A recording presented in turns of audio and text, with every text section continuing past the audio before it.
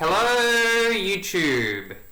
Today I want to talk about a topic that I've seen appear in several copycat videos on this website lately, and that is the correlation between being autistic and enjoying Sonic the Hedgehog as a franchise. Woo!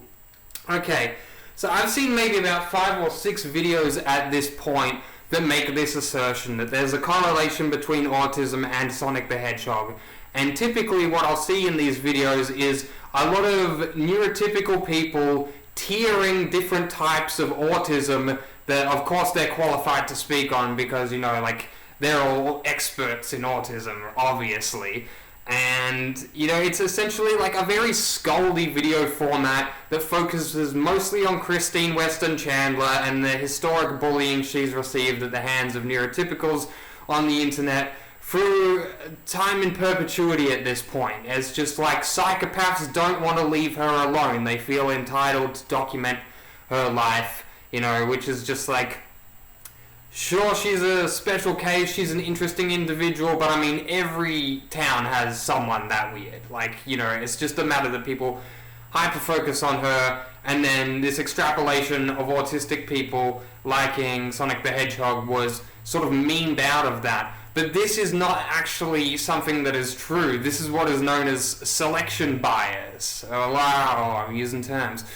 Selection bias, alright? So basically, people will find a lot of autistic people online to use as case examples. They'll cherry pick these people because in order for them to add them to their sample size, they must like Sonic the Hedgehog. So they'll specifically seek out examples of autistic people who like Sonic the Hedgehog and then be like, wow, look at all these autistic people who like Sonic the Hedgehog. There must be some connection between Sonic and autism. And something that I just want to point out is that autistic people make up about 3% of the population, diagnosed at least, right? So we are a minority group. There aren't that many of us, right?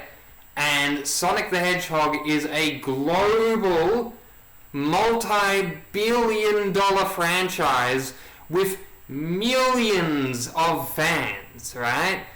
Even if autistic people are twice as likely to be interested in Sonic the Hedgehog, you know, that's probably maybe about 6% of Sonic fans are autistic. And so, like, if we just subtract that and then we're left with 94% of non-autistic Sonic fans, you don't see anyone being like, look at this connection between being non-autistic and liking Sonic the Hedgehog, right? It's like, you don't see anyone making that argument. So, like, I guess just what I wanted to point out is that neurotypicals are very stupid and susceptible to Vegas-level magic tricks. They are very easy to give misinformation and have them believe whatever. This is why the average neurotypical person's worldview is essentially propaganda fed to them from oil companies.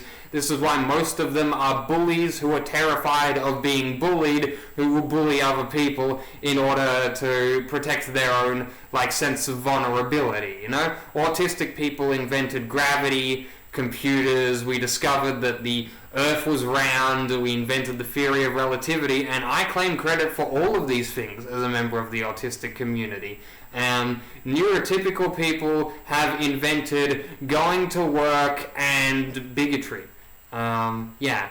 Anyway, so I'm not sure that's a very good conclusion to the video, but I just wanted to point out that this whole phenomena of, you know, the connection between autistics and Sonic, it's just cherry-picked information. It's not actually a real thing. It's just like, you know, topic of the week bullshit, and everyone's gonna forget about this in a little while. But this is, you know, this is not an excuse to fucking treat autistic people like shit just because you watched a video about one Sonic fan and then you extrapolated that to everyone.